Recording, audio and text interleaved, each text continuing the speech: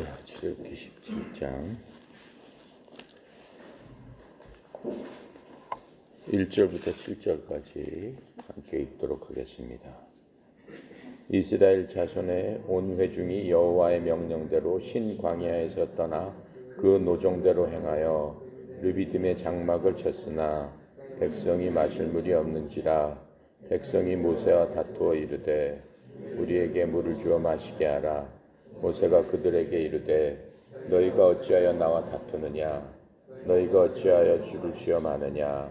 거기서 백성이 목이 말라 물을 찾으매 그들이 모세에게 대하여 원망하여 이르되 당신이 어찌하여 우리를 애굽에서 인도하여 내어서 우리와 우리 자녀와 우리 가축이 목말라 죽게 하느냐.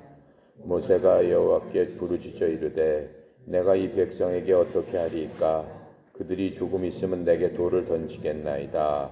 주께서 모세에게 이르시되 백성 앞을 지나서 이스라엘 장로들을 데리고 나일강에 치던 내 지팡이에 손을 잡고 가라. 내가 호렙산에 있는 그 반석 위 거기서 내 앞에 서리니 너는 그 반석을 치라. 그것에서 물이 나오리니 백성이 마시리라.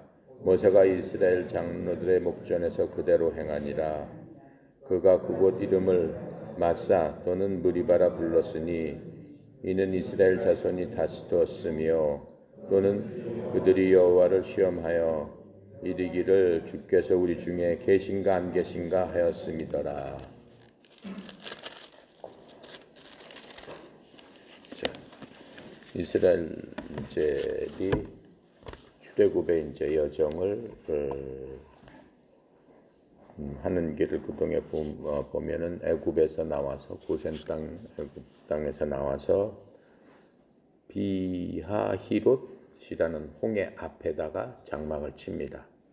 장막을 쳤고 거기서 이제 하나님께서 홍해를 가르는 기적을 통해서 홍해를 건너게 하시고 처음 만나는 곳이 마라라고 해서 그곳에서 마라의 쓴물을 단물로 만드시는 하나님의 기적을 또 보게 됩니다. 그 후에 엘림으로 내려갑니다. 엘림에서 내려가서 우리가 지난 장에서 봤던 것처럼 하나님께서 메추라기와 만나로서 이 백성들을 다 먹이시는 것들을 우리가 볼 수 있습니다. 그리고 또 거기서 우리가 본 거는 안식일에 대한 어떠한 규정, 또 하나님께서 율법을 주시겠다고 하시는 그러한 말씀을 보면서 하나님께서 언약궤, 증거궤 이런 것들에다가 만나를 집어넣어라 이렇게 말씀을 하시죠. 그 이후에 다시 르비딤이라는 곳까지 밑으로 내려갑니다. 그래서 르비딤에서 조금 더 가면은 이제 호렙산, 이제 신의 산이라고 하기도 하고 호렙산을 이제 만나게 되는 그 과정 중에 지금 우리가 있는 겁니다. 그래서 지금 우리가 읽은 1절부터 7절까지는 하나님께서 발걸음을 인도하셨음을 우리는 분명히 봐서 알고 있습니다. 이스라엘 백성들은 이렇게 보면은 여태까지 한 게 없죠. 그냥 불평만 했죠. 환경을 바라보면서 계속 이집트로 돌아갔으면 참 좋았을 텐데 계속 이집트 생각을 비교를 하면서 자기가 갖고 있는 지금 현 상황을 굉장히 고통스럽게 생각하고 비난하고 또 지도자들을 비난하는 그런 모습들을 우리는 계속 봐왔습니다. 지금도 마찬가지입니다. 이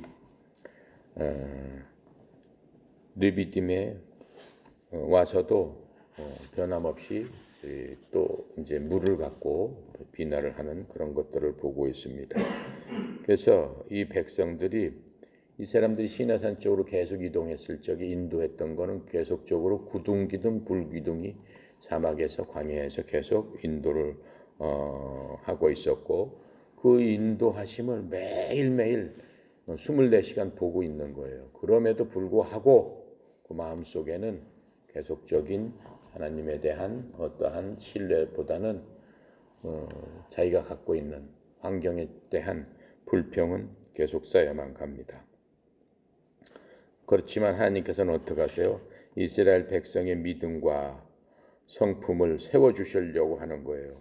그리고 또 하나님께서는 끝까지 내가 어떻게 너희들을 지켜주는가를 증명해 보이시는 게 매일매일 일상이었어요. 그래서 여러 가지 어려운 가운데서도 하나님께서는 변함없이 인도를 해주신 것들을 우리가 볼고 있습니다. 그래서 이러한 모든 것들은 뭡니까?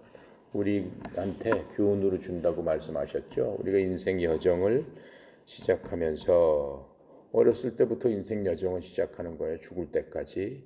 이 우리 인생 여정이 단순히 목적지에 도달하는 것보다는 훨씬 많은 일, 목적지 가는 과정마다 매 순간순간마다 각자 다 틀리지만은 엄청난 많은 일들이 우리는 거치면서 살아오고 있어요. 여러분들이 지금 산 나이에서도 적게는 적은 그 가운데, 많으면 많은 가운데로 얼마나 많은 일들이 있습니까? 그래서 하나님께서 말씀하시는 건 뭐예요? 우리가 믿음 가운데서 하나님을 아는 지식이 있어야 된다라고 하는 거예요. 하나님께서 계속 이렇게 보여주시는 것 중에 첫 번째는 난 내 하나님이 됩니다라고 했는데 하나님에 대한 아는 지식을 하나님의 백성들한테 가르쳐 주기 위한 거예요. 하나님의 아는 지식이 없으면은 어떻게 되는 거예요? 하나님을 믿을 수 없는 거예요. 그러니까는 나는 어떤 하나님이다라고 하는 하나님의 성품에 대한 것들을 계속 가르쳐 주셨죠. 그래서 나는 고쳐주는 여호와 라파의 하나님이다. 나는 승리를 하게 해주는 여호와 니시의 하나님이다. 그 환경을 통해서 경험을 통해서 말로 하는 게 아니라 보여주고 계시는 것들을 우리는 알 수 있습니다. 그래서 우리가 하나님을 알게 되면은 우리 성품이 변하는 거죠. 성품이 어떻게 변해요? 경건한 성품으로 변한다고 그랬어요. 경건한 성품이 뭐예요? 하나님 닮는 성품이다 라고 얘기했어요. 하나님께서는 우리한테 뭐라고 말씀하세요? 그거를 니네들이 내 본성에 참여해야 된다라고 말씀하세요. 그러니까 우리가 신적인 본성에 참여할 수 있도록 하나님께서는 우리를 인도해 주려고 원하신다라고 하는 겁니다.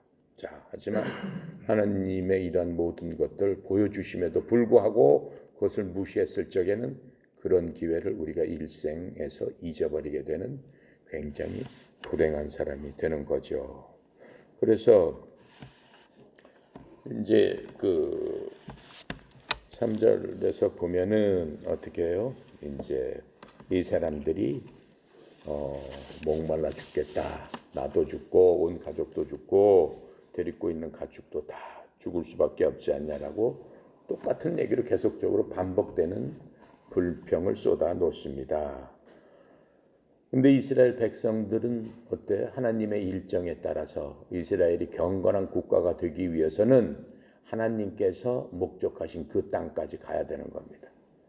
적과 꿀이 흐르는 그 땅까지 하나님께서 애당초 아브라함한테 약속하신 그 땅까지 가야지만은 하나님의 군대, 하나님의 백성, 경건한 나라로서 하나님께서 세워주실 수 있기 때문에 계속 그 여정의 길을 갈 수밖에 없는 겁니다.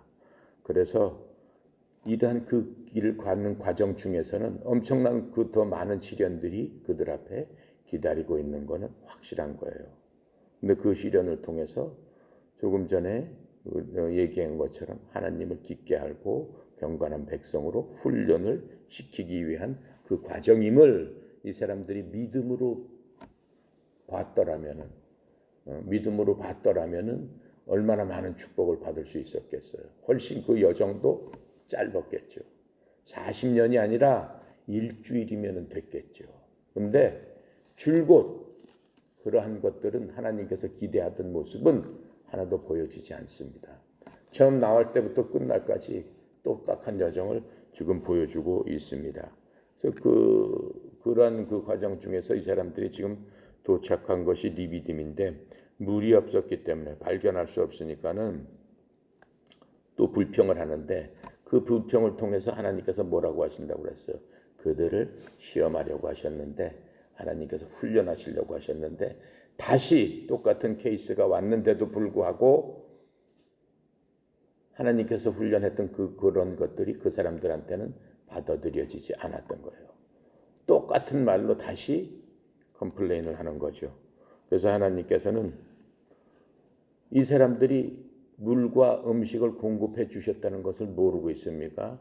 알고 있죠. 하지만 그들 마음이 아직도 이집트에 가 있는 거예요. 이집트에 나가서 나오기 전에서는 물도 풍부하고 먹을 것도 풍부했는데 그 생각만 꾸준히 하고 있는 거예요. 그러니까 하나님께서 노예로부터 해방시켜가지고 노예 생활로부터 자유인으로 만들어야 대한 감사함은 없는 거예요. 노예였을 적에 먹었던 그런 것들을 그냥 계속 부러워하고 있는 그러한 사람들이 됐으니 어떻게 그 사람들이 하나님의 백성이 될 수가 있겠습니까? 그래서 하나님께서는 우리가 직면하는 모든 어려움이 우리가 믿음을 통해서 더 좋게 그것을 극복해서 하나님께서 예비하신 복을 받든지 아니면은 우리가 유혹에 빠져서 파멸의 길로 가든지 그 결정하는 것은 누구한테 따른 거예요? 우리한테 따른 거예요. 이스라엘 백성한테 따른 거예요. 그래서 결과적으로는 우리가 이제 앞으로 볼 일이지만은 그 백성들이 어떻게 됩니까? 가나안 땅에 못 들어가요. 다 죽어요. 다 죽습니다. 백성했던 모든 수백만 명이 100만 명 이상이 다 죽는다는 걸 우리가 볼 수 있죠. 하지만 만약 우리가 하나님을 믿고 하나님께서 하시는 길을 따르게 되면은 그 시험은 뭐가 되는 거예요? 우리한테는 축복이 된다라고 성경은 분명하게 말씀을 해주고 계시는 거예요. 지금 이 시대를 사는 우리한테 이 출애굽 뭐 리비딤이고 뭐 이거 왜 우리한테 얘기를 하는 거야? 니네들도 똑같다라고 말씀하시는 거예요. 니네들이 내 백성이 된다라고 스스로 생각하고 그리스도로 인해서 구원을 받고 그리스도인이라면은 니네들도 똑같다라고 말씀하고 계시는 거예요. 어디서 말씀하고 계세요? 로마서 8장 28절 뭐라고 말씀하고 계세요? 로마서 8장 28절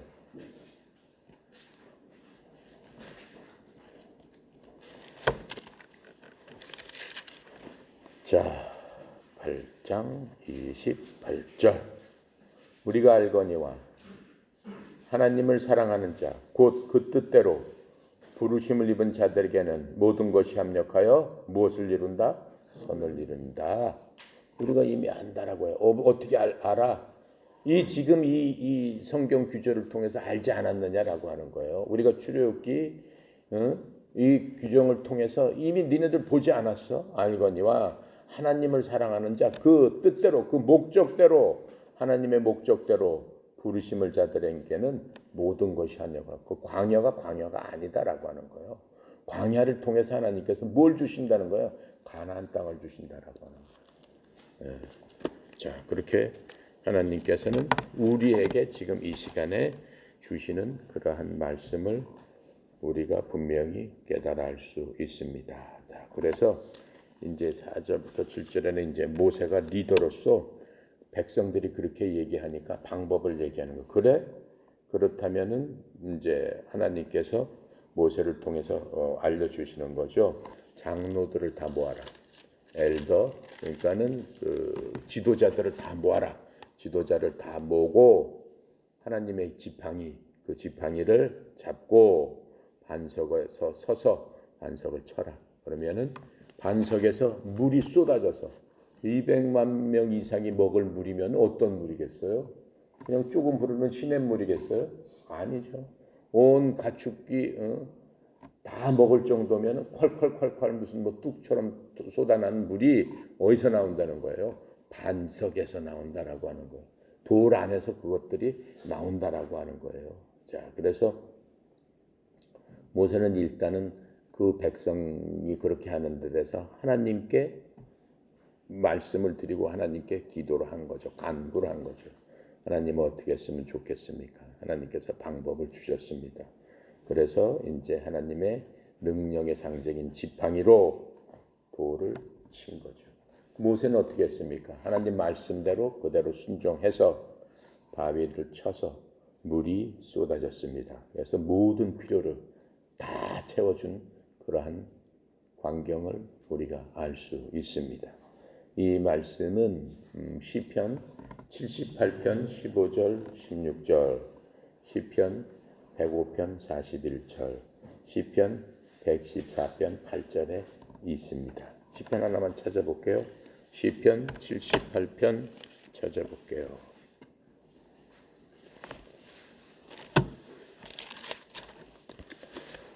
시편 78편 15절 16절에 보니까 광야에서 반석을 쪼개시고, 그렇죠?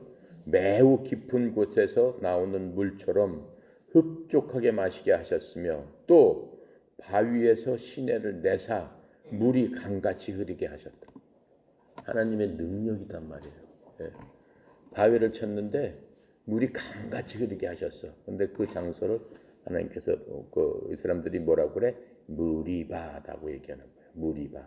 무리바라는 뜻은 다퉜다라고 하는 거예요. 다퉜다. 이 백성들이 또 교만하게 어떻게 그렇게 요구를 하면서 하나님께서 여기서도 물을 내시나 못 내시나 한번 보자 라고 하면서 하나님을 시험한 겁니다. 그래서 무리바의 반석이다라고 지금 이 얘기를 하고 있는 거예요. 무리바라는 말은 다퉜다라는 뜻입니다. 다투다는 뜻으로 무리바인데, 이 무리바라는 말이 여기 이 장소를 무리바라고 하는 게 아니고 이 무리바의 반석이라는 얘기가 또 한 번 나옵니다. 이런 짓을 또 한 번 해요. 어디서 거의 다 가서도 또 한 번 해요. 어디 한번 찾아볼게요. 민수기 20장 13절 찾아볼게요.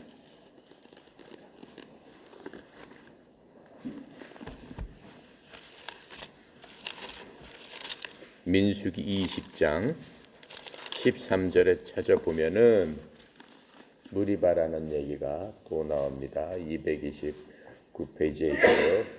자, 읽어볼게요. 이스라엘 자손이 주와 다투었으므로 이를 무리바 무리라 하니라. 주께서 그들 중에서 그 거룩함을 나타내셨더라. 무리바라는 게 여기서 또 나와요. 근데 이 무리바가 지금 17장에 있는 무리바하고 20장에 민수기 20장에 있는 무리바하고는 틀려요. 이 무리바는 무슨 무리바냐면 가데스에서 20장의 그 제목이 가데스의 다툼과 무리바의 물 이렇게 나오죠. 그러니까 이게 17장 1절부터 7절에 나오는 그런 거와 같은 어떤 그러한 그 똑같은 말이기 때문에 그렇게 써 있는데, 20장에 보면은 이스라엘 자손 온 회중이 신광야에 이르러, 아까 르비딤에서 이제 신광야까지 간 거예요. 그때 또 이 사건이 나타난 거예요. 이르러 어떻게? 미리암이 거기서 죽어서 장사되었다. 미리암이 누구라고 그랬어요? 여자 선지자 모세의 누이는 거기서 죽습니다. 광야에 못 들어가고 이제 죽어서 장사됐는데, 여기서 회중이 물이 없으므로 모세와 아론에게로 또 모여든 거예요. 또 모여 들어가지고 이제 또 시비를 거는 것들을 우리가 볼 수 있습니다.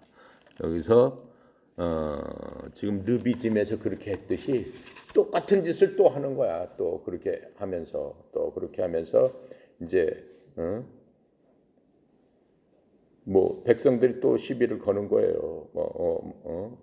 우리가 죽었으면 좋았을 텐데 말이야. 네가 여기까지 인도해가지고 물도 없는 곳에서 나하고 내 가족하고 모든 가축을 다 죽게 하는구나.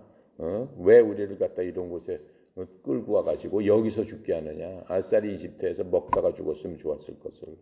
이런 식으로 계속적으로 얘기하고 끝까지 이렇게 하는 것을 보고 있습니다. 그때 여기서 모세가 큰 잘못을 하는 것을 이제 우리가 알게 돼요. 이제 나중에 나오는 얘기지만 미리 얘기를 한다면은 너무나 모세가 그 처음부터 시작해가지고 가는 곳곳마다 구구절절히 백성들이 모세를 갖다 하고 나중에 돌로 쳐서 죽이려고 하고 이제 그런 지경까지 이르니까 모세도 너무너무 지친 거예요. 인간적으로.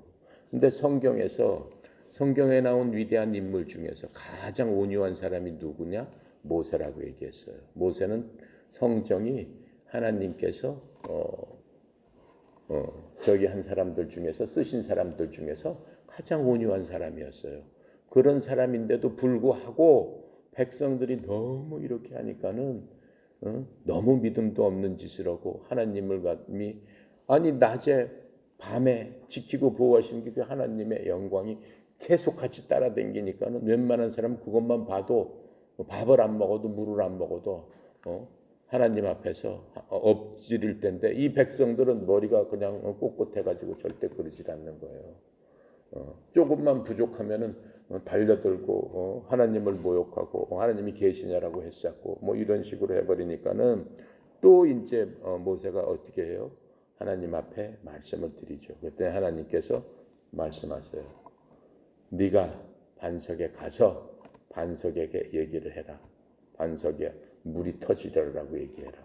그러니까는 모세가 회중들한테 가서 그 말씀을 듣고 근데 이제 그 온유한 사람의 마음에 너무나 화가 나는 거야. 내가 이 백성들을 이렇게 데리고 나와가지고 모든 그러한 환난과 역경 속에서도 하나님의 인도하심을 따라서 이렇게 왔는데 어째 이럴 수가 있느냐라고 하면서 바위 앞에 가서 어떻게 하나님께서 바위에 물이 내라라고 했는데 모세가 너무나 화가 나니까 백성들한테 큰 소리를 쳐요. 그 온유한 사람이. 너네들이 왜 그러느냐. 내가 이 바위한테 물을 내랴라고 하면서 그냥 화가 나니까 막대기로 바위를 2번 빵 쳐요. 빵 치니까 물이 광물처럼 솟아나요. 그래서 백성들이 마십니다. 근데 모세는 큰 잘못을 했어요. 하나님 앞에. 무슨 잘못을 했어? 하나님께서 바위한테 물을 내라고 어떻게 하라고 그랬어? 막대기로 치라는 말을 하지 않았잖아요. 말로 해라. 그랬는데 본인이 너무 그동안 쌓이고 있었던 모든 것들, 하나님을 믿지 않는 이 백성들에 대한 화가 분노가 짓누르면서 자기도 모르게 막대기로 바위를 쳐버린 거예요. 그렇죠? 그런 사건이 바로 이 얘기입니다. 자, 그래서 이제 하나님의 그러한 그 능력 이런 것들을 우리가 볼 수 있죠. 그래서 이 무리바가 같은 장소라는 뜻이 아니고 다투다는 뜻으로 지금 우리가 보는 이 17장 7절하고 민수기 20장 13절에서 똑같이 나오고 있습니다. 자, 그래서 이 바위는 뭘 예표한다고 그랬어? 이 출애굽기는 영적으로는 우리한테 주는 교훈이 굉장히 큰 거라고 제가 계속 말씀을 드렸죠. 바위는 십자가에서 우리를 죽으신 예수 그리스도를 뜻한다고 그랬어요. 구약에서는 하나님의 구원의 능력이었지만은 신약을 사는 우리한테는 예수님과 함께 사는 우리한테는 이 바위의 뜻은 예수님이다라고 말씀하고 계세요. 그 말씀 어디서 하고 있냐면은 고린도전서 10장 4절이 그렇게 말씀하고 계시는 겁니다. 고린도전서 10장 4절. 자, 읽어봅시다. 2절부터 한번 읽어볼게요. 10장 2절부터 고린도전서 10장 신약 274페이지입니다. 모세에게 속하여 다 구름과 바다에서 세례를 받고 다 같이 신령한 음식을 먹으며 다 같이 신령한 음식을 마셨으니 이는 그들을 따르는 신령한 반석으로부터 마셨음에 그 반석은 곧 그리스도시라. 그러나 그들의 다수는 하나님을 기뻐하지 아니하셨으므로 그들이 광야에서 멸망을 받았느니라. 하지만 어쨌든 그들은 다 어떻게 했어요? 신령한 반석으로부터 마셨다라고 했어요. 근데 그 반석은 곧 예수님이다라고 얘기하는 거예요. 그리스도시다라고 얘기하는 메시아다라고 지금 말씀을 하고 있습니다. 자, 그래서 이 물의 의미는 뭘까요? 근데 바위 자체가 그리스도인데 바위 자체가 큰 의미가 있는 게 아니고 바위를 통해서 나오는 물이 이 사람들을 살리는 거잖아요. 생명이잖아요. 생명의 근원이잖아요. 근데 그 물을 내는 그 또 근원은 바위다라고 말씀하시는 거예요. 그러니까는 이 바위는 바로 그 예수님이다라고 얘기를 했기 때문에 예수님이 생명의 근원이 되시는 분이다라고 말씀을 하고 계시는 거예요. 그럼 예수님 속에 무엇이 우리의 생명의 근원이 되는가? 그렇죠? 이 구약 시대 때는 예수님이 안 계셨어요. 예수님을 몰랐어요, 이 사람들은. 그리스도를 몰랐어요. 그렇잖아요. 그리고 모세 이후 1500년 후에 나오신 분이 예수님이세요. 근데 바로 그 바위는 그리스도의 모형이다라고 말씀하시는 거거든. 그러면 이 바위로부터 나오는 그 물과 같은 그러한 생명인데 예수님한테로부터 무슨 생명이 우리한테 주어지는가? 이것은 요한복음 7장 37절에서 그것을 해석하고 계시는 겁니다. 자, 볼게요. 요한복음 7장 37절 신약성경 156페이지입니다.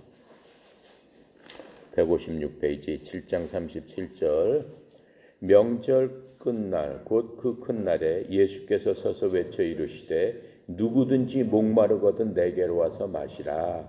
나를 믿는 자는 성경의 이름과 같이 그 배에서 생수의 강이 흘러나오리라 하시니 이는 그를 믿는 자들이 받을 성령을 가리켜 말씀하신 것이라. 예수께서 아직 영광을 받지 아니하였으므로 성령이 아직 그들에게 계시지 아니하시더라. 바로 그것이다라고 하는 거예요. 예수님께서 예수님을 쳤을 적에 바위를 쳤잖아요. 쳤을 적에 물이 뻥 터져 나온 것처럼 예수님께서 지금 무슨 얘기야? 가로에서 예수께서 아직 영광을 받지 않으심으로 성령이 아직 그들에게 계시지 아니하니라. 예수님이 쳤을 적에 성령께서 오신다라는 뜻이란 말이에요. 예수님이 친다는 얘기가 뭐예요? 예수님이 깨져야 된다는 거잖아요. 깨진다는 게 뭐예요? 예수님이 돌아가셔야 된다는 거예요. 예수님이 피 흘려 돌아가셨을 적에 뭐가 온다는 거예요? 성령께서 주어진다는 거예요. 누구한테? 믿는 사람한테, 구원받은 사람한테. 이스라엘 백성, 구원받은 이스라엘 백성들이 바위를 쳐서 강물처럼 흐르는 물을 먹었듯이 예수님을 따르는, 예수님을 구주로 섬기는 우리들이 예수님의 죽음을 통해서 생명을 얻게 되는데 그게 무엇이다? 성령의 물이다라고 얘기하는 거예요. 지금 이렇게 분명히 얘기를 하고 있잖아요. 그렇죠? 그러면 성령의 물을 여러분이나 나나 마셨느냐라고 하는 거예요. 중요한 거는. 그렇다라고 알면 뭐예요? 그 물을 마셔야지 구원을 받고 갈증을 해소하고 사막에서 살아날 수 있는 거죠. 물을 안 마시면 사막에 살 수 있어요? 못 살잖아요. 일주일이면 다 죽잖아요, 사람이. 탈수가 돼가지고. 그렇죠? 근데 우리는 어때요? 그 생수를 마셨느냐라고 하는 거예요. 그렇죠? 사마리아 여인을 예수님께서 만나셨을 적에 그때도 말씀하시잖아요. 물 깃는 여인. 물을 달라라고 했더니 그 여인이 왜 나한테 달라고 하십니까? 라고 하시니까 예수님께서 그래? 그 여자의 과거에 대해서 말씀하시면서 내가 주는 물을 마시면은 영생의 물로 다시는 목마르지 아니할 것이다. 이렇게 말씀해 주시고 직접 말씀을 하시는 광경을 우리가 보잖아요.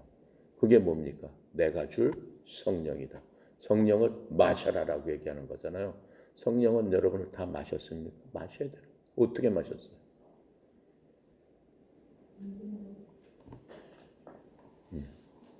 성령은 거저 주시는 하나님의 선물입니다. 그것을 우리는 은혜라고 얘기하는 겁니다. 은혜 받았습니다. 무슨 뜻이야? 그냥 누가 뭘 선물 은혜 받 그런 의미가 아니에요. 하나님께서 말씀하시는 은혜는 받을 만한 뭐가 없어요? 받을 만한 그런 가치가 없는 사람인데도 불구하고 거저 주시는 하나님의 사랑, 하나님의 은혜, 그것을 은혜라고 얘기하는데 하나님의 그 사랑이 바로 성령님이다라고 얘기하는 거예요. 그 성령님. 그 성령님은 어떻게 받아요? 우리가 예수님께서 주시겠다고 하는 그 말씀을 그대로 믿고, 그렇죠? 예수님께서 나를 위해서 바위가 되셔서 십자가에서 깨지셨단 말이에요.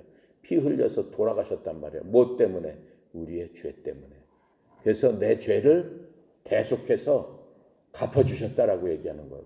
그러기 때문에 내가 죄값을 치른 사람이기 때문에 나는 더 이상 죄가 없는 사람이 됐습니다. 라고 믿음으로 주님께 고백한다란 말이에요. 그래서 우리를 구원자, 예수님을 나의 죄로부터 구원하신 구원자, 이제부터는 나의 주인님이 되십니다. 내가 사는 것은 내가 아니고 그리스도께서 사십니다. 왜? 예수님 돌아가시고 깨졌을 적에, 바위처럼 깨졌을 적에 나도 깨졌음을 내가 고백합니다. 라고 고백하는 그 사람에게 하나님께서 어떻게 해주신다? 바로 약속하신 성령을 우리에게 부어주신다라고 하는 거예요. 우리가 고백했을 적에 하나님께서 하시는 거예요. 그거는. 그 고백을 통해서 하나님께서 너는 나의 백성이구나. 나의 선택한 자식이구나 하면서 우리를 어떻게 싹 집어다가 그리스도 안으로 담궈 버리신다라고 하는 거예요. 그리스도 안에서 세례를 받는다, 침례를 받는다 그런 의미예요. 그 세례를 받을 적에 주님께서 너는 나의 자식이다, 나의 백성이다라고 인을 치시는데 인친다는 게 찍어 놓는다라고 하는 거예요. 인친다는 게 뭐예요? 소 같은 거 키울 적에 다른 집 소하고 구별하기 위해서 낙인 같은 걸 찍잖아요. 소에다가 김이면 김씨라고 지져 놓잖아요. 그것처럼 우리를 지져버린다라고 하는 거예요. 뭘로? 성령께서 우리 속에 거하게 하신다라고 하는 거예요. 하나님께서는 우리를 보시면 아신다라고 하는 거예요. 왜 그래? 인을 받았기 때문에. 그 인 받는 게 성령님이에요. 그러니까 예수 믿는 사람, 구원받은 사람은 뭐가 있어야 돼? 이 반석에서 나오는 생명의 물, 성령님을 반드시 마셔야 된다라고 하는 거예요. 그런데 이 신약 성도는 구약하고는 틀립니다. 이 사람들은 목마를 때마다 가서 마셔야 되지만 하나님께서는 어떻게 하셨어? 성령을 우리 속에서 부어주시고 살게 하셔서 목마를 때마다 우리가 성령님을 찾으면 그 성령님께서 우리 속에 계시기 때문에 그 성령님께서 우리를 지키고 보호하고 도와주신다라고 하는 겁니다. 그러니까 한번 하나님의 백성이 되면은 죽을 때까지 하나님의 백성으로 산다라고 하는 거예요. 그 구약하고는 틀린 거예요. 그러니까 신약성도 그리스도께서 우리에게 베푸신 은혜다라고 하는 거예요. 자, 그것 때문에 지금 이 반석에 대한 의미가 사실은 상당히 우리한테는 큰 의미로 다가오는 겁니다. 그래서 이러한 그 설명이 민수기에서 모세가 바위를 말로 하라고 그랬는데 막대기로 2번 빵빵 쳤죠. 하나님께서 거기서 화가 나신 거예요. 그래서 그 바위가 뭐예요? 예수님을 뜻하는 거예요. 예수님을 뜻하는 거예요. 그러니까는 그리스도께서는 한 번 돌아가심으로 말미암아 그걸로 끝이에요. 우리가 죄를 질 때마다 예수를 치는 게 아니에요. 예수는 한 번 돌아가심으로 말미암아 과거부터 미래 모든 것들을 다 담당하셨다라고 그랬어요. 한 번 죽으심으로 말미암아. 그러니까는 우리가 죄 질 때마다 예수 그리스도를 십자가에 못 박아서 그 피로 다시 죄 씻음을 받는다. 잘못된 거예요. 그렇죠? 예수님께서는 한 번 죽으심으로 말미암아 우리의 모든 것들, 인류의 모든 사람들의 죄를 어떻게 하셨다? 다 어떻게 하셨다? 사하셨다. 그걸 하나님의 전가라고 하는 겁니다. 전가. 하나님의 방법이에요. 한 번 돌아가셨는데 그 죄를 주님께 전가되었다라고 하는 거예요. 그러니까 전가의 법칙이에요. 하나님의 지혜다라고 우리가 얘기하고 있는 거죠. 자, 그래서 하나님의 모세가 이렇게 2번을 친 거는 하나님의 그 명령을 무시한 것뿐만 아니라 하나님의 권위, 하나님의 영광을 어떻게 깨트린 그러한 일이 돼요. 모세는 어떻게 돼요? 못 들어가요. 그 땅에. 모세인데도 불구하고 가나안 땅에 못 들어가요. 백성들만 들어가고 하나님께서 호렙산 위에서 모세를 부르세요. 모세가 어떻게 얘기해요? 하나님 앞에? 뭐라고 했을까? 네, 들어가게 해주세요라고 기도해요. 하나님 된다고 그래 안 된다고 그래? 안 돼.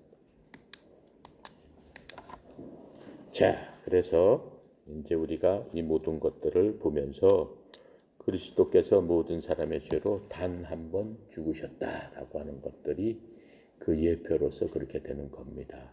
네. 자, 그거는 로마서 6장 10절 한번 볼게요. 중요한 구절이니까.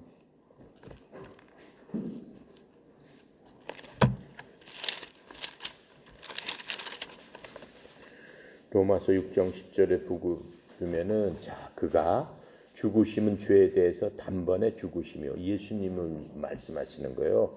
예수님께서 죽으신 거는 죄에 대해서 단번에 죽으시며 그가 살아계시면 하나님에 대하여 살아계십니다. 예수님의 단 한 번 죽음으로 말미암아 모든 죄를 갖다가 어떻게 구속하셨다라고 말씀하고 계시는 겁니다. 히브리서 7장 27절도 한번 볼게요. 히브리서 7장 27절에 보니까 그 무슨 말씀을 하고 계시냐면은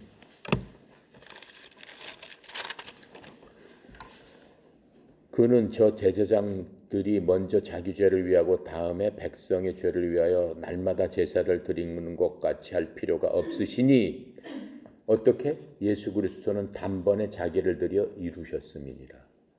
예수님께서는 제사장들은 죄 질 때마다 주님 앞에 가서 내가 이 죄 졌습니다. 이 죄 졌습니다. 이 죄 졌습니다. 갈 때마다 주님 앞에 가서 어떻게 제사를 드리고 희생 제물을 드려야 된다라고 하는 거예요. 근데 주님은 단번에 돌아가심으로 단 한 번 속죄로 인해서 모든 죄를 갖다가 주님께 전가시키는 방법으로 주님께서는 단 한 번 드림으로 말미암아 어떻게 이 모든 것들을 이루셨다라고 지금 말씀해주고 계시는 겁니다. 자, 그래서 이 하나님께서 이 무리바 그 물을 통해서 하나님의 놀라우신 은혜를 이제 나타내셨습니다. 자, 그리고 이제 무리바하고 또 여기 마사라는 얘기도 나오죠. 그 이름을 마사 또는 무리바라고 불렀다라고 얘기했어요. 무리바라는 거는 다투다는 뜻이고 마사라는 거는 테스트한다, 시험한다는 뜻이에요. 왜 그래? 그 백성들이 하나님을 시험했기 때문에 야 이번에도 하나님께서 물을 내시나 안 내시나 한번 보자. 진짜 하나님인가 한번 보자. 이렇게 시험을 했다라고 하는 거예요.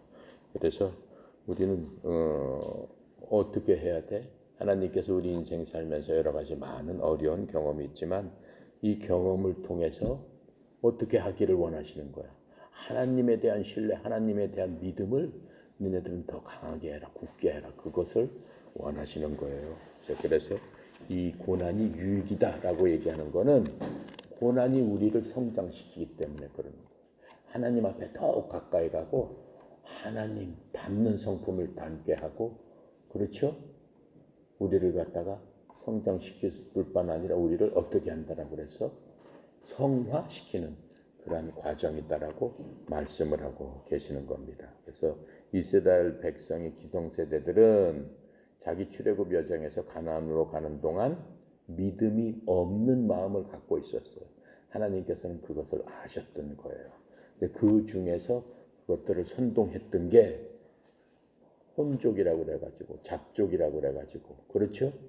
이스라엘 그 민족에 끼었던 이집트 사람들 그러한 사람들이 거기에 주동적으로 역할을 했던 것을 우리가 볼 수 있습니다. 예, 자 그리고 8절부터 16절까지 한번 해봅시다. 그때 아멜렉이 와서 이스라엘과 르비딤에서 싸우니라. 모세가 여호수아에게 이르되 우리를 위하여 사람들을 택하여 나가서 아멜렉과 싸우라. 내일 내가 하나님의 지팡이를 손에 잡고 산 꼭대기에 서리라. 여호수아가 모세의 말대로 행하여 아멜렉과 싸우고 모세와 아론과 훌은 산 꼭대기에 올라가서 모세가 손을 들면 이스라엘이 이기고 손을 내리면 아멜렉이 이기더니 모세의 팔이 피곤하매 그들이 돌을 가져다가 모세 아래에 놓고 그가 그 위에 앉게 하고 아론과 훌이 한 사람은 이쪽에서 한 사람은 저쪽에서 모세의 손을 붙들어 올렸더니 그 손이 해가 지도록 내려오지 아니한지라. 여호수아가 칼날로 아멜렉과 그 백성을 쳐서 무찌르니라. 주께서 모세에게 이르시되 이것을 책에 기록하여 기념하게 하고 여호수아의 귀에 외워 들리라. 내가 아멜렉을 없이하여 천하에서 기억도 못하게 하리라. 모세가 제단을 쌓고 그 이름을 여호와 니시라 하고 이르되 주께서 맹세하시기를 주가 아멜렉과 더불어 대대로 싸우리라 하셨다 하였더라라고 하면서 여호와 니시라는 말이 이제 딱 나오기 시작합니다. 우리가 쓴물을 단물로 만들었을 적엔 주님께서 알려주셨죠. 나는 여호와 라파다. 나는 치료하는 하나님이다. 너희들의 모든 것들을 치료한다. 그 그게 하나님의 특성이다라고 말씀하시고 이제는 여호와 니시 드디어 적군과 싸움이 시작됩니다. 이 아멜렉하고 싸움은 영적으로 여러 가지로 많은 것들을 내포하고 있어요. 근데 하나님께서는 이제까지도 보면은 그 적들이 감히 하나님 앞에 대적은 했지만 어떻게 했어요? 대항도 못했어요. 말로만 떠들었지. 우리가 10가지 재앙에서 봤잖아요. 그러니까 말로만 떠들었지 10가지 재앙 내렸을 적에 뭐 그 재앙을 막아보기를 했어. 무슨 뭐 대책을 세우기를 해서 뭘 세우기를 해서 아무것도 못해요. 하지만 그냥 큰 소리를 치고 사람을 유혹만 시키는 것뿐이에요. 근데 하나님께서 손을 대시기 시작하면은 그런 것들은 그냥 바람처럼 사라진다라고 하는 것들을 우리가 보아왔습니다. 자, 그래서 지금 이 이스라엘 그 백성들이 순례자의 길을 가는 거야. 나그네 길을 갔다가 목적지까지 계속 가는 거예요. 그래서 이 이스라엘 그 여정에서 믿음에 필요한 시험을 경험하게끔 계속 하나님께서 해주시고 계시는 거죠. 어떻게? 매출하기도 주시고 아침에 빵도 주시고 물도 주시고 이스라엘 사람들은 하는 거 아무것도 없어요. 그냥 하나님 의지하면 되는 거예요. 하나님께서 원하시는 건 그거예요. 내가 하려고 하는 일에 니네들이 뭘 더 하려고 하지 말아라라고 하는 거예요. 예. 뭘 더 하려고 했던 사람이 누구예요? 모세가 빵 쳤다가 어떻게 됐어? 예. 가나안 땅을 못 들어가잖아요. 하나님께서 원하시는 것은 뭐예요? 내가 하려고 하는 일에 뭘 더 하는 것이 하나님을 무시하는 거고 하나님을 멸시하는 일이 된다라고 하는 거예요. 내가 하는 일에 뭔가를 더 하려고 하는 게 뭐예요? 종교예요. 그게 종교. 어느 종교든 간에 자기 자신이 수양을 닦고 자기 자신이 뭔가 좋은 데 가기 위해서는 선한 일을 해야 된다라고 얘기하잖아요. 그렇죠? 근데 이스라엘 백성을 데리고 나오면서 하나님께서 이 백성들한테 니네들이 이걸 하기 위해서는 무언가 선한 일을 해야 된다고 그래? 물을 얻기 위해서는 뭔가 바위를 깨끗하게 좀 청소하고 그 앞도 좀 어떻게 좀 잘 해놔라. 그렇게 말씀하셔? 그런 말씀한 적이 없어요. 그렇죠? 만나를 먹기 위해서는 마당을 좀 깨끗이 씻어라 이런 말씀을 하셔? 한 적이 없어요. 니네들은 가만히 서서 앉아서 보기만 해라. 그 말씀만 하시는 거예요. 그리고 주어진 은혜를 열심히 찾아라. 그 말씀만 하시는 거예요. 그러니까 모든 일은 하나님께서 하신다라고 하는 거예요. 근데 이 세상 종교는 어떻게 얘기하는 거예요? 뭔가를 해야 되지 않느냐? 뭔가 수양을 닦지 않아야 되느냐? 뭔가 가난한 사람을 도와줘야 되지 않느냐? 뭔가 고아를 돌봐줘야 되지 않느냐? 그래야지 플러스 점수가 돼서 천국 가고 좋은 데 갈 수 있지 않느냐? 그렇게 얘기하잖아요. 아니다라고 하는 거예요. 그건 하나님을 멸시하는 거다. 하나님의 그것을 모르는 사람들이 하는 짓이다. 결코 구원이 없습니다. 모든 은혜는 100% 하나님께서 오는 거지 거기다 내가 0.1%라도 뭘 더하기 위한다? 절대 안 된다라고 하는 거예요. 그게 종교하고 하나님 믿는 거하고 복음하고 틀린 거예요. 복된 소식은 그게 아니다라고 하는 거예요. 그런 것들을 우리한테 확실하고 분명하게 출애굽기에서는 말씀을 해주시고 계십니다. 자, 그래서 우리 모두는 인생의 순례자길이에요. 이 이스라엘 백성들하고 똑같은 우리는 여정을 걷고 있어요. 그런데 이 순례자들은 하나님의 군대라고 그랬어요. 군대이기도 하고 때때로 주님만은 이제 따라가야 되는 거죠. 그리고 군대이기 때문에 고난도 견뎌야 된다라고 말씀하고 계세요. 그 말씀 어디서 하고 계세요? 디모데후서 2장 3절부터 4절입니다.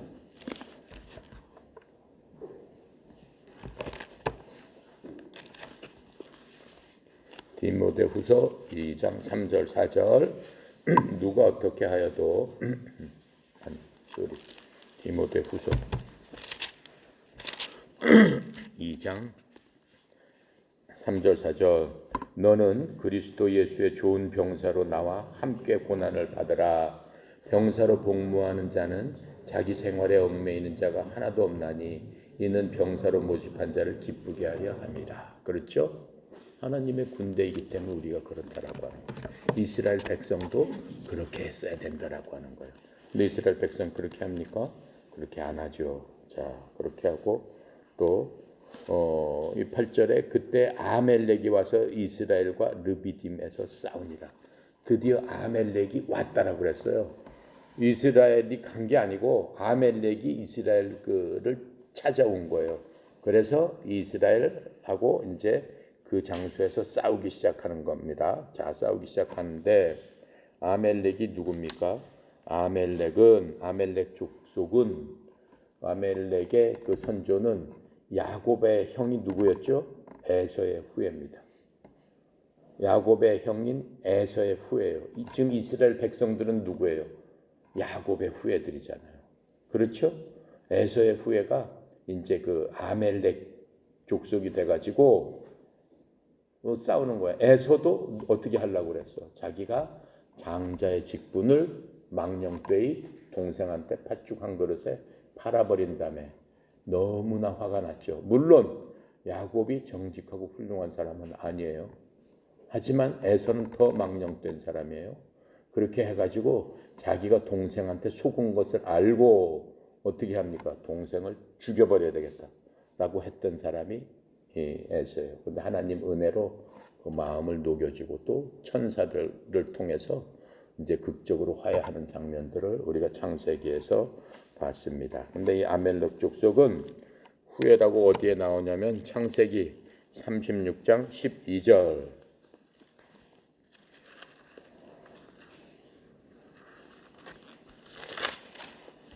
창세기 36장 12절을 볼까요? 12절. 에서의 아들 엘리바스의 첩 딥나는 아멜렉을 낳았다. 이렇게 됐죠?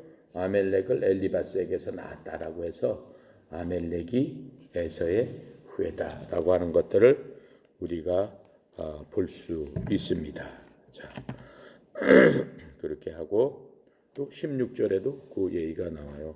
16절에 보면은 고라 족장, 가담 족장, 아멜렉 족장이니 이렇게 나오죠. 에서 자손 중에 족장은 에서 아멜렉 족장이다라고 하고 이들은 에돔 땅에 있는 누구누구의 자손이다 이렇게 얘기를 하고 있어요. 예. 자, 그래가지고 이들이 이제 공격을 해오고 있습니다. 어디로 공격을 할까요? 이 사람들이 이스라엘 쪽에 그 후미를 공격하고 있는 거예요. 이스라엘 백성 중에서 어디를 공격해? 이 뒤쪽을. 아멜렉은 이스라엘 이 대형이 200몇만 명이 쭉 지나갈 테니까 맨 뒤에 있는 사람 좀 처졌고 좀 약하고 힘든 사람이 맨 뒤쪽에서 있는데 아멜렉 군사들이 뒤쪽으로 와서 뒤쪽을 공격을 하는 거예요. 뒤쪽을 공격했다고 어디 나와 있어요? 신명기에 나와 있어요. 신명기 25장 17절.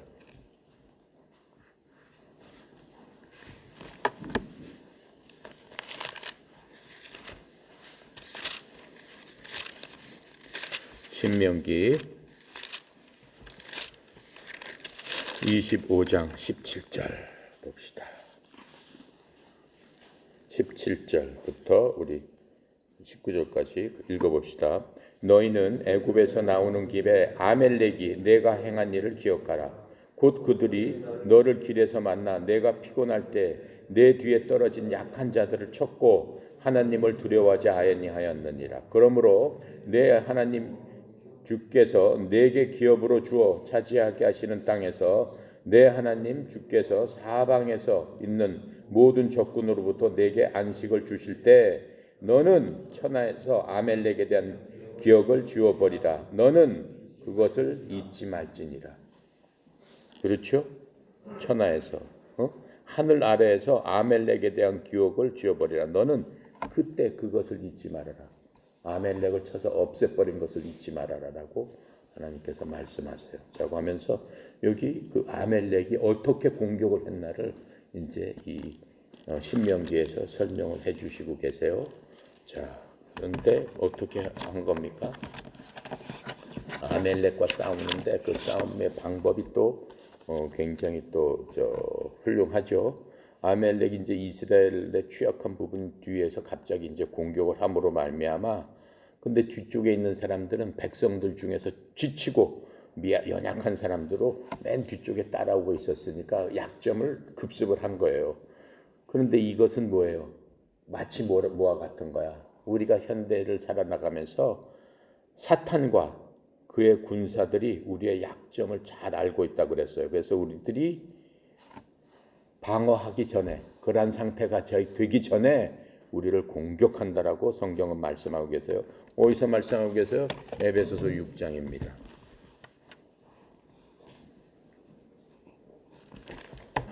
에베소서 6장 자 10절부터 12절까지 보니까 끝으로 너희가 주 안에서와 그의 힘의 능력으로 강건하여지고 마귀의 관계를 능히 대적하기 위하여 하나님의 전신갑주를 입어라 이렇게 말씀하고 계십니다. 그러면서 12절에 우리의 싸움은 혈과 육을 상대하는 것이 아니요 통치자들과 권세들과 이 어둠의 세상 주관자들과 하늘에 있는 악한 영들을 상대함이라 라고 말씀을 하고 계세요. 그러면서 6장에서는 하나님께서 우리한테 투구와 검과 방어할 수 있는 모든 무기를 우리한테 주십니다.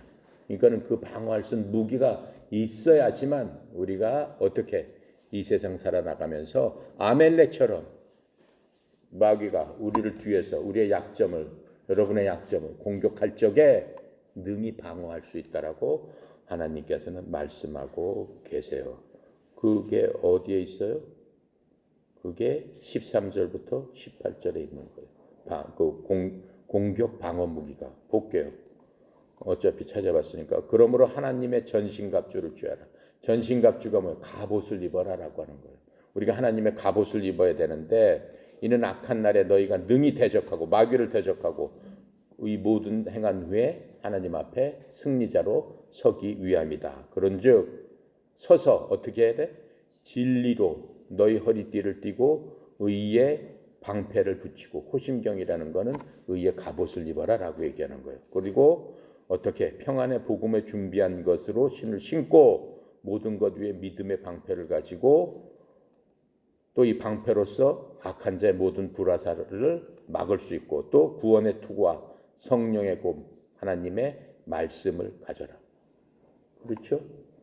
우리가 쓸 수 있는 거는 칼인데 공격 무기 나머지는 다 방어 무기고 공격 무기는 딱 하나밖에 없어요. 여기서 뭐야? 성령의 검인데 그게 하나님의 말씀이다라고. 그러니까는 마귀가 하나님 앞에 공격할 적에 하나님께서 하나님의 말씀으로 무찌르면은 마귀가 꼼짝 못한다라고. 그게 마귀의 약점이다라고 하는 거예요. 그렇죠? 그 예를 보여준 게 뭐야? 예수님께서 그랬잖아요. 예수님께서 침례 받으시고 성령에 이끌려서 산꼭대기에 올라가셨을 적에 마귀가 예수님하고 이제 싸우는 광경이 나오잖아요. 예수님께서 40일 동안 아무것도 안 마셨으니까 먹지 않았으니까 얼마나 배고프시겠어요. 사람인데. 그러니까는 능력이 있으니까 하나님인데 떡을 만들어서 빵을 떡으로 만들어라. 그랬더니 하나님께서 먹으라고 말씀하셔. 마태복음 4장 4절에. 사람이 떡으로 살 것이 아니요 하나님의 말씀으로 살 것이니라. 우리가 그거 지난 시간에 성경에 있는 기록을 찾아봤잖아요. 그 성령의 검으로 딱 대적하니까 마귀가 떠나가더라라고 해요. 마귀가 이거 안 되겠구나. 떠나갔거든요. 그러니까는 마귀는 하나님의 말씀을 제일 무서워하는 거예요. 그러니까 마귀가 대적할 적에 하나님의 말씀으로 우리가 공격을 할 수 있도록 하나님께서 이 말씀을 우리한테 주셨기 때문에 마귀를 이기기 위해서는 말씀을 어떻게 해야 돼? 알아야지 뭐. 잘 깨달아야지. 하나님께서 말씀을 모른다는 그러기 때문에 뭐라고 그랬어요? 너네는 어리석은 자다라고 말씀하셨어요. 네. 자, 그렇게 해서 이제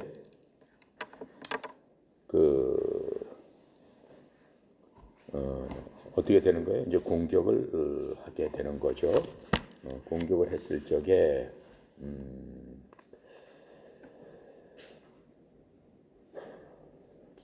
이게 보면은 이 9절부터 이제 13절에 보면은 이스라엘이 이집트에서 어떤 전투도 싸웠다는 내용은 우리가 읽어본 적이 없죠. 이스라엘에 있을 적에 누구랑 싸웠고 읽어본 적이 없어요. 그들은 그 이스라엘 백성들이 이집트에서 떠나온 날도 이집트 군사들과 싸우지는 않았어요. 하나님께서 그들을 위해서 싸우신 거죠.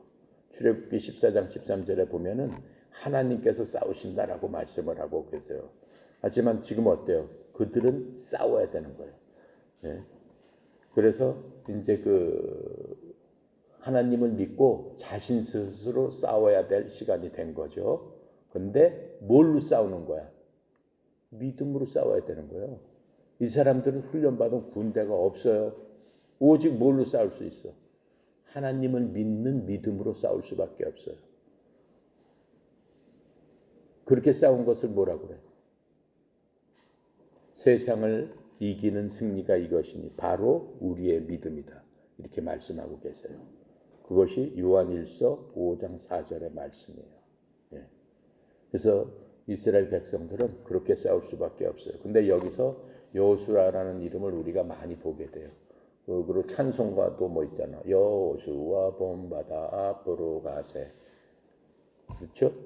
그런 여호수아가 그 이름이 여기서 처음 나오는 거예요. 여호수아라는 이름이 성경에서. 근데 여호수아라는 이름은 성경 한 200번쯤 나와요. 그런데 어쨌든 간에 그 여호수아가 처음으로 나오면서 이 맨 처음에 여호수아는 어디서 태어났냐면 이집트에서 태어났어요. 종살이 하면서 400년 전에 다 이집트에서 태어났겠지. 이집트에서 났고 맨 처음에 이름은 호세아라고 얘기를 했어요. 호세아라고 불렀어요. 호세아라는 뜻은 구원이라는 뜻이에요. 예수님을 불렀을 적에 예수님께서 6월절 날 그 이스라엘 예루살렘에 오셨을 적에 백성들이 길가에 나와서 예수님 뭐라고 불렀죠? 호산나 이렇게 불렀죠. 호산나 호산나. 구원해 주시는 분. 비슷한 뜻이에요. 그것처럼 맨 처음에는 호산나라고 이름 지었지만은 어떻게 호세아라고 이름을 지었지만 어떻게 여호수아라고 바꿔줬어요. 누가 바꿔줘? 모세가 바꿔준 거예요. 여호수아라는 건 무슨 뜻이에요? 주님은 구원이시다. 주원 구원이시다. 그런 뜻이에요. 언제 바꿔줬어요? 민수기 13장 8절, 민수기 13장 16절에 보면은 모세가 호세아를 여호수아로 부르니라 이렇게 말씀하고 계시는 것을 알 수 있어요. 그리고 그 여호수아는 예수와 같은 뜻의 히브리 말이에요. 우리가 예수님 그러잖아요. 지저스. 그거는 그 그리스 말이고 이 여호수아는 똑같은 뜻의 히브리 사람들 말입니다. 자, 그리고 여호수아는 그 이집트에서 태어났기 때문에 이집트에서 노예 생활을 하면서 태어난 청년이란 말이에요. 그러니까 노예로서 그 혹독한 생활을 너무나 잘 알았겠죠. 자, 그런데 이제 모세를 위해서 말하자면은 모세가 거느리는 그 백성들 중에 장정들 중에 장군격으로 그 군대 리더로서 여호수아를 세웠죠. 그리고 이제 모세가 그 여호수아를 자기 시종으로 자기 부하처럼 자기 옆에서 계속 데리고 다닙니다. 이 뒤에 보면 출애굽기 24장 13절 또 33장 11절 여호수아서 1장 1절 이렇게 보면은 하나님께서 그 모세를 부를 적에 여호수아를 데리고 가고 또 무슨 일 할 적에마다 여호수아를 자기 시종처럼 데리고 갔다라고 성경은 말씀하고 계세요. 그래서 하나님께서는 누구든지 하나님께서는 리더로 쓰시기 전에 하나님의 신실한 종으로서 자기 자신이 먼저 증명이 되어야 된다라고 하는 거예요. 그 부분에 대해서 어디서 말씀하고 계셔? 마태복음 25장 21절 23절에서 말씀을 하고 계세요. 찾아볼게요.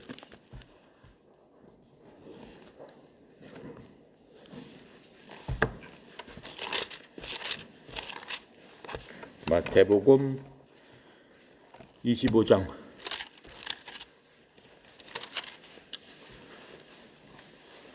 21절 23절 충성된 종이 돼야 되는데 어떤 종이 돼야 돼? 그 주인이 이르되 잘하였도다 착하고 충성된 종아 내가 작은 일에 충성하였음에 내가 많은 것을 내게 맡기리니 내 주인의 즐거움에 참여할지라.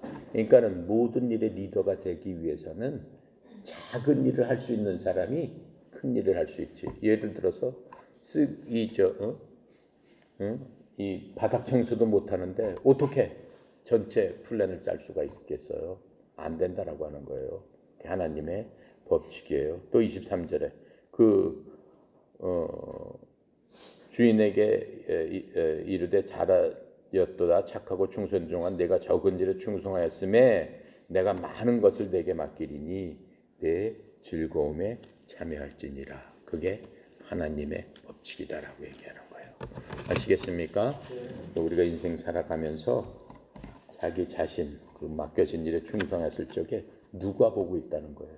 아무도 보고 있지 않지만 하나님은 보고 계신다. 하나님의 수첩에 써놓고 계신다. 하나님의 일에 리더로의 어떠한 그러한 그 사람으로서의 그런 것들을 준비하고 계신다라고 생각을 하면 되겠습니다. 그래서 아멜렉에 대해서 이스라엘의 위대한 승리의 세 가지 요건이 있었어요. 첫 번째, 하나님의 힘이었어요. 하나님께서 아멜렉을 이길 수 있는 하나님께서 개입을 하신 거예요. 어떻게? 성경에 보니까는 아멜렉하고 여호수아가 앞에 나가서 싸우고 뒤에서 군대 장관으로서 이제 여호수아가 막 싸우면은 뒤에서 누가 힘을 보태고 있는 거야? 하나님의 힘을. 누굴 통해서? 모세를 통해서. 모세가 손을 들고 있으면은 막 이겨요. 너무 피곤해서 손을 내리면은 아멜렉이 이겨버리고. 그러한 광경을 지금 보여주고 있는 거예요. 그런데 이제 두 번째 여호수아에서의 그 용맹, 여호수아가 전쟁에서 싸우는 기술, 또 여호수아가 이끄는 그 군대. 세 번째로는 모세, 아론, 훌의 기도, 간구. 하나님 앞에 손들고 뭘 했겠어요? 하나님 앞에 간구하는 거지. 주여, 저들을 갖다 물리쳐 주시옵소서. 이렇게 기도하고 간구했을 적에 이길 수 있었다라고 하는 거예요. 그러니까는 여기서 아론과 훌이 한쪽 손을 어떻게 들어줬다라고 했어요. 하루 종일 손을 들고 있으니까 너무 힘이 드니까 양쪽에서 받쳤다라고 얘기해요. 아론은 우리가 다 알고 있다시피 모세의 형이죠. 훌은 처음 나오는 이름이에요, 성경에. 근데 훌은 누구냐면은 이 이스라엘 사람들 전통에서 뭐라고 얘기를 하냐면은 훌은 미리암의 남편이었다라고 얘기를 해요. 미리암이 누구야? 모세의 누나잖아요. 미리암의 남편이 훌이었다라고 이제 이스라엘 전통에는 그렇게 나와 있습니다. 그래서 하나님께서 천사를 보내셔 어떻게 했어? 적을 바로 죽일 수도 있죠. 천사 한 명이 성경에 보면 히스기야 시대 때 16만 5천 명을 단번에 죽여버렸어요. 천사 하나가. 이거 단번에 죽여버릴 수 있겠지. 하나님께서 내가 해버리겠다면 단번에 그냥 죽여버리실 수도 있겠지. 근데 하나님께서 그렇게 하지 않으십니다. 하나님의 목적을 달성시키기 위해서 이 인간적인 어떤 그런 것들을 사용하시는 것을 우리가 볼 수 있습니다. 근데 여호수아와 군대들이 누구를 믿고 싸운 거야? 모세가 믿는 그 하나님을 믿고 열심히 싸워가지고 어떻게 하나님께서 모든 일을 하시는 것을 알고 있었어요. 자, 그래서 하나님께서는 그렇게 되면은 이 사람들을 훈련을 시킬 수 없잖아요. 그러니까 다 해버리시면 하나님께서 하나님의 백성, 하나님의 군대를 만들기 위해서 그렇게 하셨던 것을 우리가 알 수 있습니다. 그래서 이제 이스라엘 사람들이 기도하고 할 적에 모세가 이렇게 손을 들고 기도했다고 그랬죠. 그게 습관이 된 거예요. 그게 풍습이 된 거예요. 그래서 사람들이 손 들고 기도하는 게 여기서 나온 거예요. 여기서 시작이 된 거예요. 그래서 손을 들고 하는 습관이 된 건데 그게 어디서 나와 있어요? 시편 28편 2절.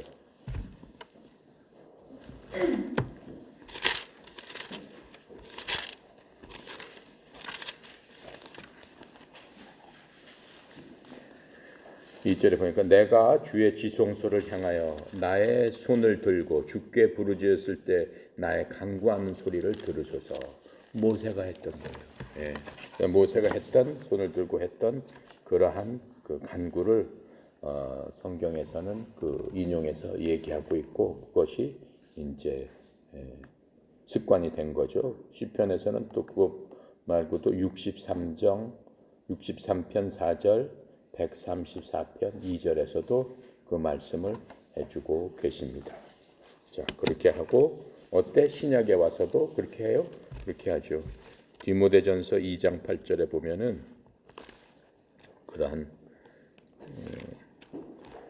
기도에 대해서 얘기를 하고 있어요. 2장 8절에 뭐라고 써 있냐면은 그러므로 각처에서 남자들이 분노와 다툼이 없이 어떻게 거룩한 손을 들어 기도하기를 원하노라. 기도에 대한 가르침을 디모데가 이 성도들한테 하면서 거룩한 손을 들어서 남자들은 기도해라. 누구를 본받아서? 모세를 본받아서. 그 말씀을 해주시고 있는 것을 우리가 알 수 있습니다. 자, 그렇게 하고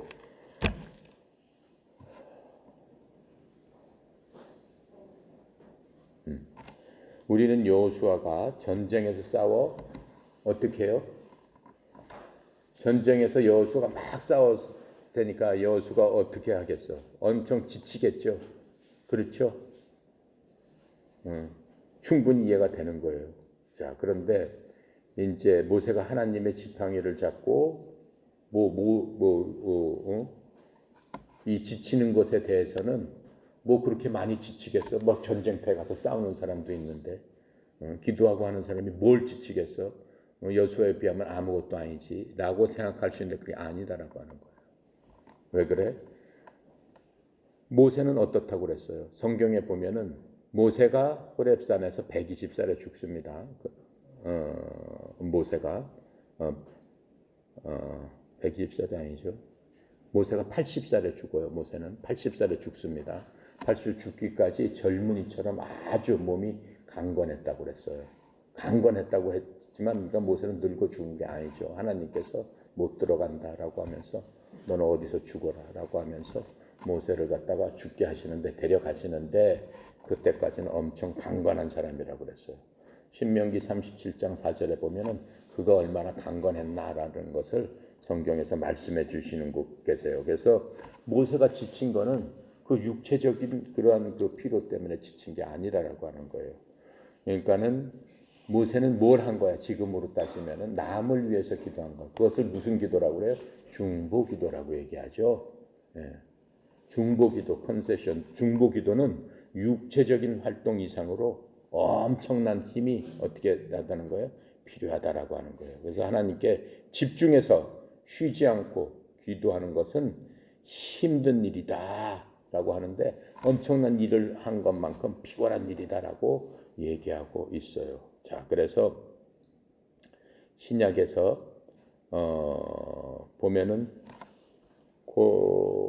골로새서 4장 12절 4장 12절에 보면 에바브로디도 기도하는 것들이 있어요.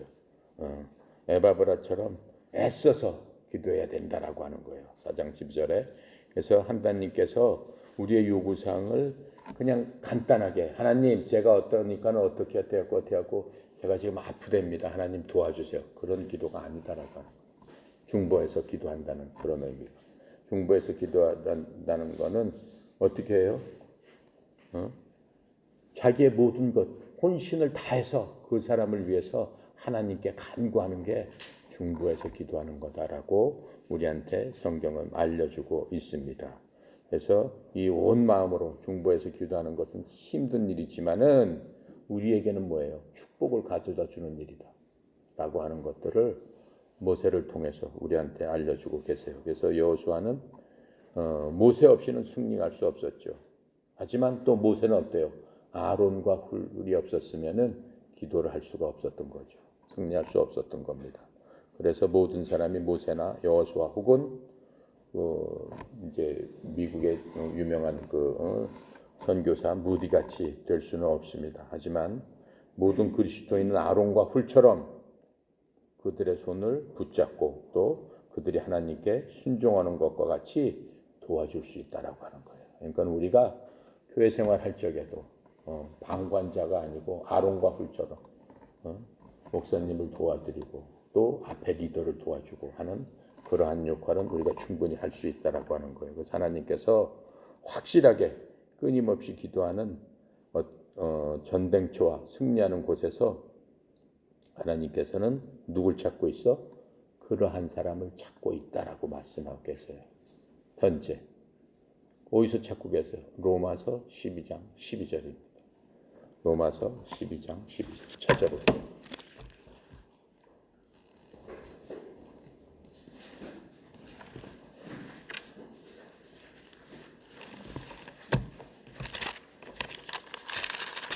로마서 우리가 공부했던 거죠.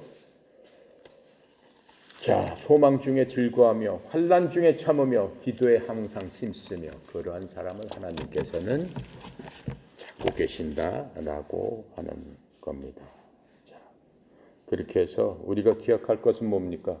우리의 구원자가 하늘에 계시지만은 우리가 인생의 전쟁터에서 싸우고 있을 적에 우리를 위해서 누가 중보하고 계신다는 거야? 하나님께서 중보하고 계신다. 그리고 하나님께서 결코 어떻게 실패하는 일이 없다라고 하나님 말씀하고 계세요.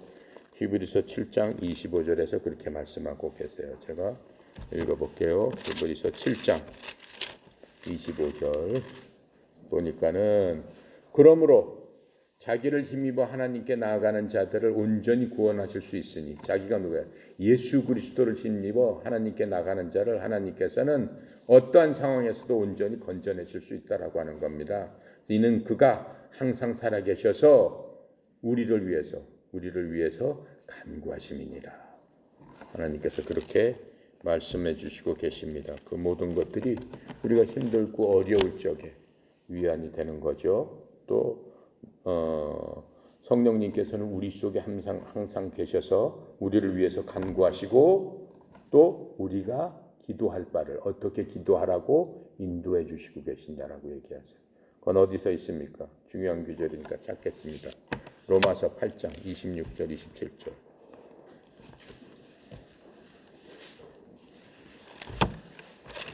8장 26절 27절에 보니까 이와 같이 성령님도 우리의 연약함을 도우시나니 우리가 마땅히 기도할 바를 알지 못하나 오직 성령님이 말할 수 없는 탄식으로 우리를 위해서 친히 간구하시느니라.